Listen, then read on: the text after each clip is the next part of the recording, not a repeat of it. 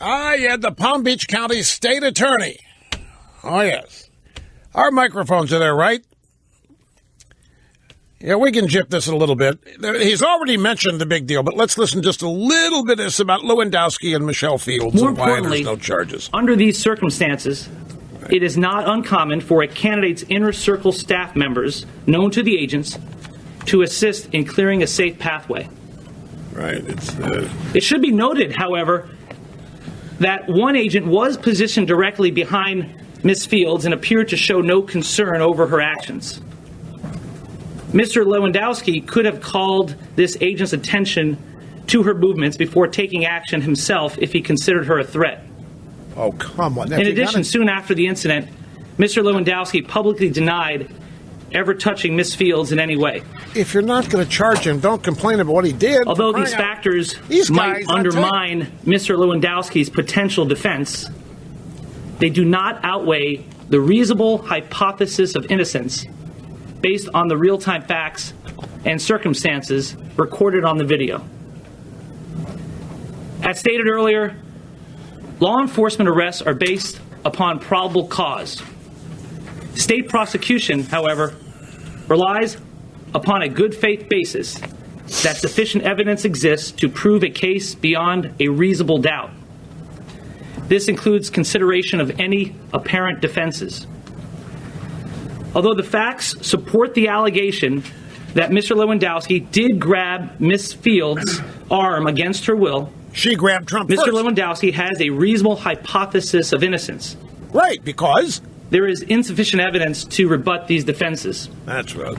Therefore, although probable cause exists, the state will no-file this case. Okay, that's basically it. Even a probable cause, but they can't get a conviction. They looked at the tapes every which way but Sunday. They don't think they're going to get a conviction. This is a Democrat party that runs the state's attorney's office here in Palm Beach County. So, but what we missed during the break at the top of the hour, the Palm Beach County State Attorney made mention of the fact they've looked at video, everything different angle. They looked at still photos, and they have determined that she touched Trump first, that she caused all this, which then followed. She touched Trump first. Yeah, everybody's making their exit, which is what Trump has said. Oh, the anti-Trumpists are going to be livid here because Trump gets away with it again. But this guy, the state attorney, is saying that she grabbed Trump's arm. You can see him reacting to it. And then that's when everything else happened. That's when Lewandowski moved in. He just said, as we were jipping this, the state attorney just said Lewandowski could have asked the agent to do whatever was needed to be done with Michelle Fields instead of doing it himself. And that's when I said, whatever, if you're not going to charge the guy, don't start criticizing what he did. If you are, but they can't get a conviction on this. That's the bottom line. They'll never get a jury to convict on this. And they never were going to be able to do that. So they had to go along with this for a while to make it look like they're seriously looking at it. I'm sure they did. But this was never going to result in a trial. Never. It was never going to result in official charges. But they've got the Q&A, the press conference going on now. And we learned yesterday, of course, there were not going to be any charges filed against Lewandowski. But really the key, if you ask me, and I know these things because my dad was a lawyer, the key to me, when the state attorney made mention of the fact that Michelle Fields touched Trump when it was over, when everybody was making their way out, and that is when Lewandowski did what he did.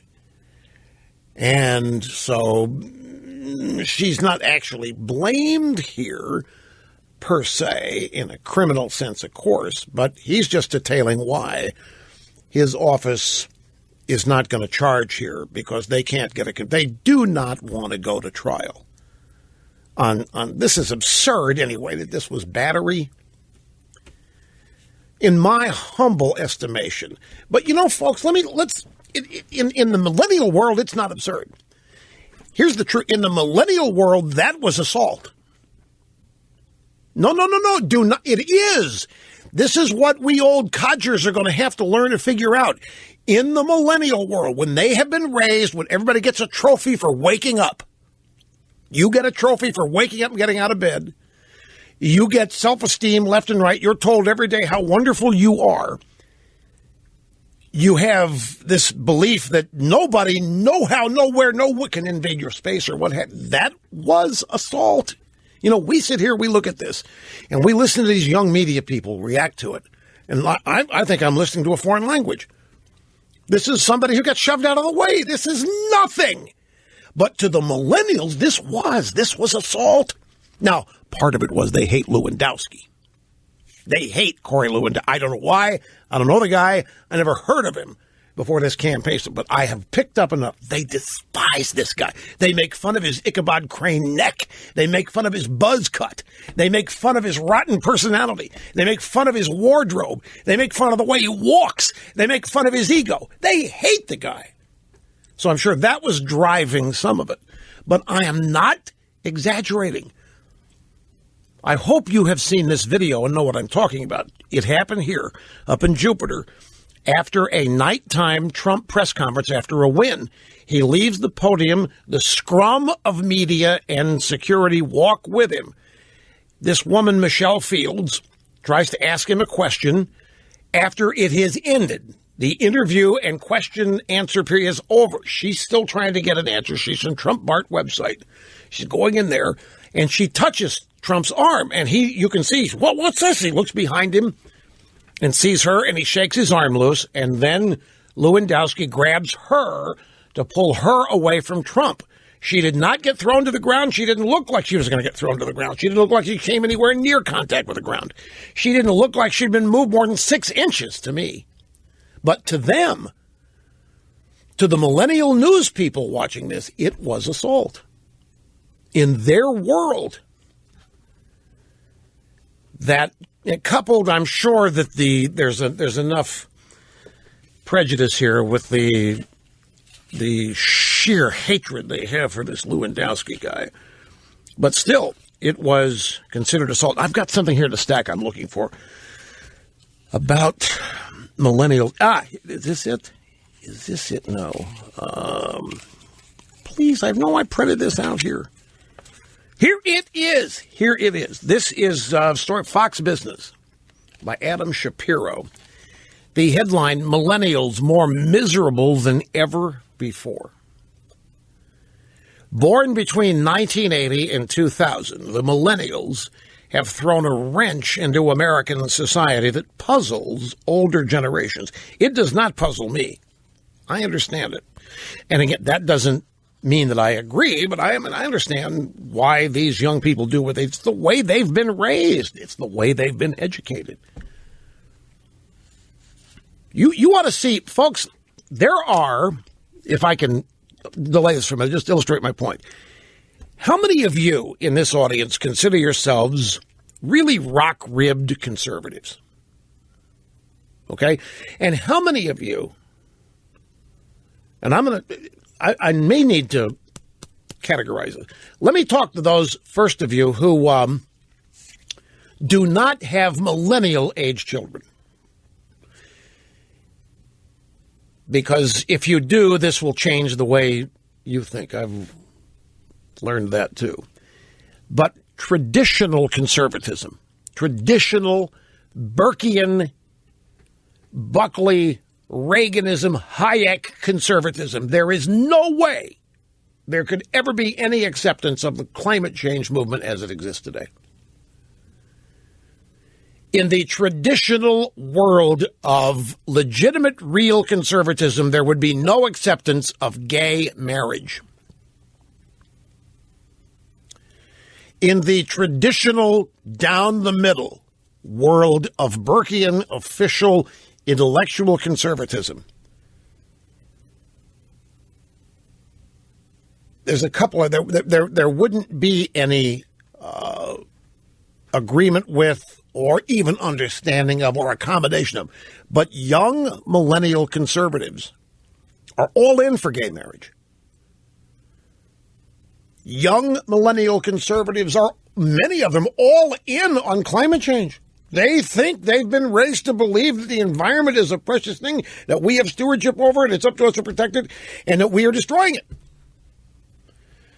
And it would be really hard for them not to think that. That's what their parents all believed, apparently, and that's what they've been subjected to in school. The danger is they are claiming that their view of conservatism includes all these, and it doesn't. But young millennial conservatives are accepting and adopting views and opinions on science and cultural issues that are in steadfast agreement with the Democrat Party and the left. And as such, in the millennial conservative movement, conservatism is being watered down and diluted. And in this instance here, with Corey Lewandowski, there are many in the millennial generation who look at what happened and they do think it's assault. These are the same people you see on college campuses who are afraid of Trump's name written in chalk,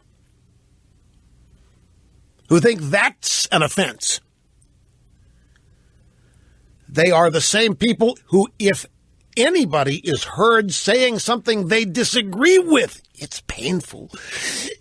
It's traumatic. We've got to do something about it. It's not just liberal millennials who think that. At some point, this was bound to happen with the rot that's taken place in the American educational system, the corruption, the almost total takeover of public education by the American left and the worldwide left. So what's really happening is we have a bunch of young millennials who, like many young people, are very arrogant. They think they know everything. They're smarter than their adults. Parents are smarter, they're more educated, they're more tech aware, and so it's easy for them, like every generation, to tell themselves that they know more than their parents did, they know more than adults do, they're hipper and what have you. So there's a combination of arrogance here, but the conservatism is being diluted at the millennial level very slowly and on a... They haven't yet... We're still safe with the concept of limited government, individual liberty, and freedom, and so forth.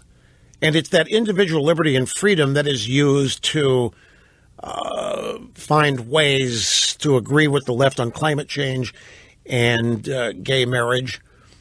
So where that is rooted is young people have no problem with homosexuals and homosexuality. And since they have no problem with it, then whatever homosexuals want to do, that's liberty, that's freedom. If they want to get married, how can we say no? They don't see it that a tradition and an institution which has been defined by millennial years of experience is being destroyed. They don't see that at all. They see it as being expanded. So it's... to me, all of this is fascinating to watch. Some of it worries me greatly. But I always rely on the fact that as they get older and encounter a little bit more experience with this reality that they have created, that as they get older, there'll be some rejection of some of it and a return to what I consider to be conservative normalcy. I hope I'm right, too. Well, you know what I'm talking about then. You are obviously, I can tell you're in steadfast agreement with me on it. But, young millennial conservatives supporting gay marriage, it's a great illustration because to them, it's the epitome of liberty and freedom. That's what conservatism is. They don't see that the tradition of marriage defined from the first days of humanity to present is being blown to smithereens, and they don't see the problems inherent with that, and they don't see the damage, the cultural rot that's going to come from it. They see expansion of liberty and freedom and so forth, and they call that conservatism. And in this way, the left is slowly, sneakily suborning them, if you ask me. That's why I rely on my faith that as they grow older, they will see the light. Now, back to this story from the Fox Business website by Adam Shapiro. Millennials more miserable than ever before. Dr. Jean Twenge, professor of psychology, San Diego State University, first explained the difference. What? Oh, yeah, it's a good pardon me, one more interruption. The reason I said for those of you conservatives who do not have millennial kids, because conservative adults who have millennial kids tend to agree with their millennial kids, I have found. I don't want to mention any names, but I could, and you would know them. When I met some people 20 years ago, and their kids were 2, 3, 5 years old, they were as rock-ribbed conservative as I am, and was. I have not changed a bit. Their kids have grown up and gone away to college, and I don't recognize them anymore, the adults. Their kids have literally turned them. They're now pro-immigration. They are for everything happening in the culture. They think the bakeries are wrong. They think the states are wrong to come up with religious freedom laws. These are people that were as conservative as I was 20 years and still am. And the difference is they're kids. They're millennial kids, and they're influencing them. And that's also when I was a kid, I mean, my parents were great. But my dad was not, I mean, he was interested in what I thought when I was 15 and 18 and so forth and 20 years old, just to find out where I was headed. But he never once thought I knew more than he did. And my opinions very rarely changed his. I'm talking about core. I might have been able to change his opinion of what he thought of something or other that I might have known. But core principles, no way was I going to be able to budge his. But that is happening today. Parents, core principles, millennial kids, it is changing. That's why I made the specification. Now, take a break, and I'll come back and I'll finish this millennial story. Hang in there, folks. Well, no, it's not over just because the Palm Beach County State Attorney is not going to prosecute Lewandowski. He's still hated and despised by his fellow millennials. They just hate this guy. So Michelle Fields is saying, I mean, she said at one point she was going to sue him for defamation, civil action. Might sue him for defamation or, I don't know, what pain and suffering from the bruises or whatever. It's not over, is the point.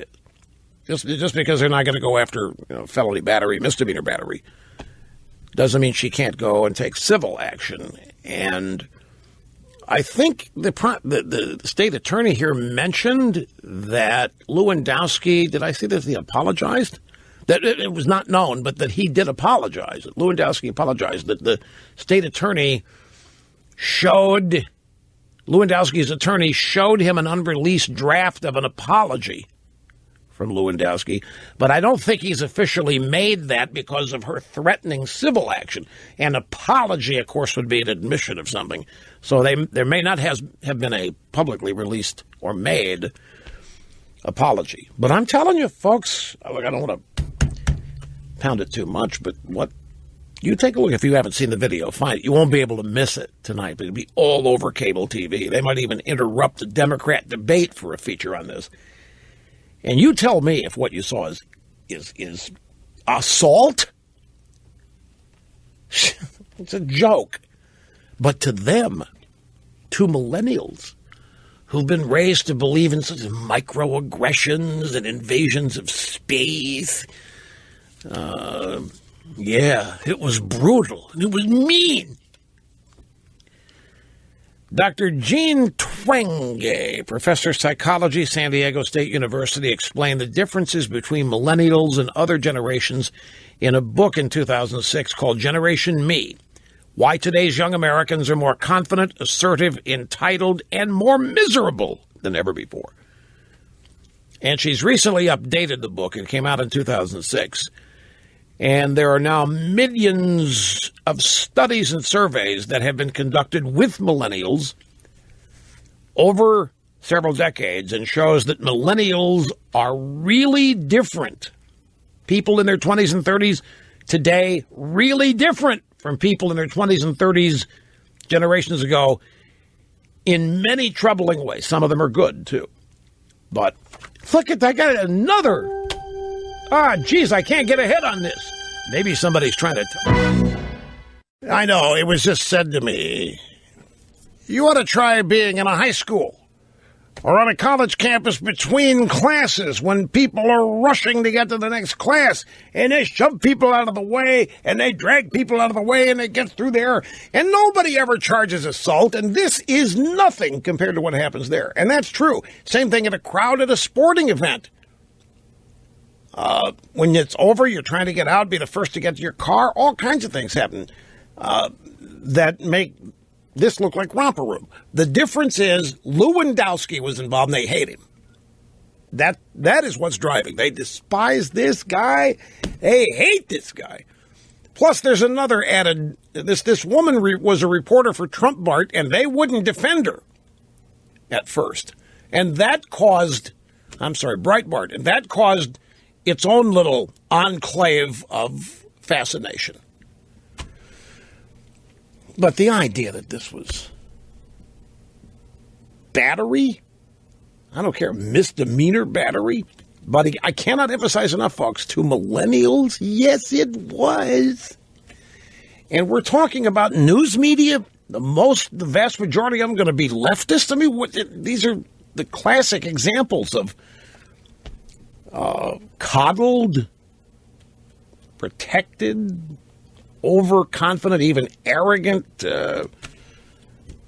young people who think they're smarter than anybody else in the room.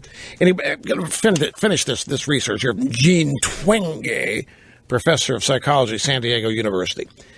Lots of research. She said millennials are accused of being self-centered, lazy, and entitled. While Dr. Twenge's research validates some of these stereotypes, it also uncovers positive characteristics. But she says that the current generation of millennials is somewhat justified to be angry since everybody told them when they were growing up that they're special. She said, hey, you can't really blame them for thinking they're special. Everybody told them they were. And then when they discover that they're not, of course they're going to get mad. They were special in school. They were special at home. They were special everywhere. They get out in the real world, and guys like Lewinsky drag them out of the way. That's not special. And Dr. Twenge says this is a hard, cold reality to come up against. You've been told you're special and you're great your whole life, and you get out in the real world and nobody thinks that of you. Day of reckoning. So they get mad. Today's millennials get angry, told that they could be anything they wanted to be.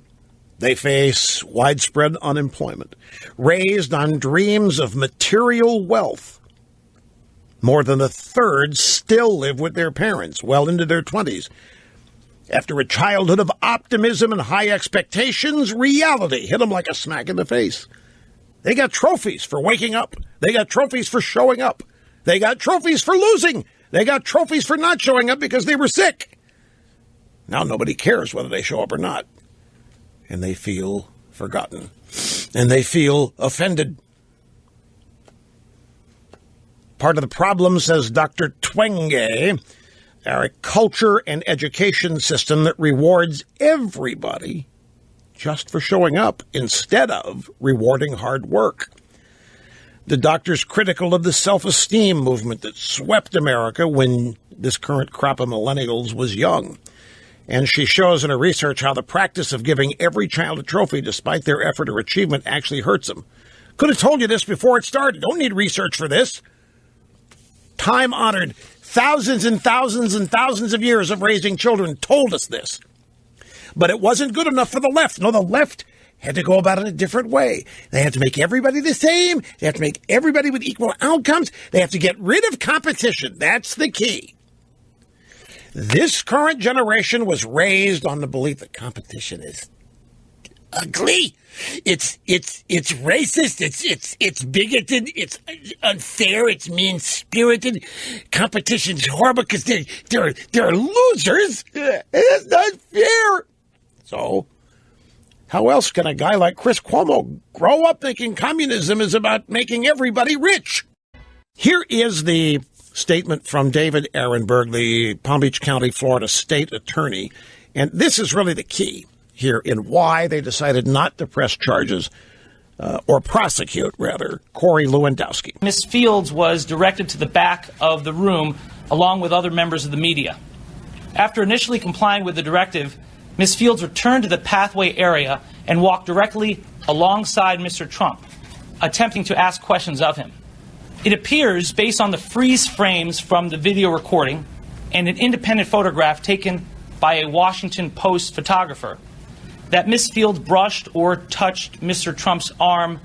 He then appears to react to Ms. Fields by pulling his arm back and away from her, at which time Mr. Lewandowski reached forward and grabbed Ms. Fields' arm, pulling her away from Mr. Trump. Okay, did you hear that now? He describes Michelle Fields as brushing or touching Trump's arm, and Trump pulls his arm back and pushes away. And then he describes Lewandowski as reaching forward and grabbing Miss Fields' arm and pulling her away. He's describing almost similar actions, similar activity, and yet Michelle Fields isn't being charged with anything. She's not being charged or accused of misdemeanor battery. And what the state attorney here is saying is, look, if she hadn't done that, none of the rest of this would have happened. So we don't have anything to prosecute here, he's saying, but she's still leaving open a possible civil suit against Lewandowski. And that's the bite that I wanted you to hear, because that really explains why they didn't go any further than they did.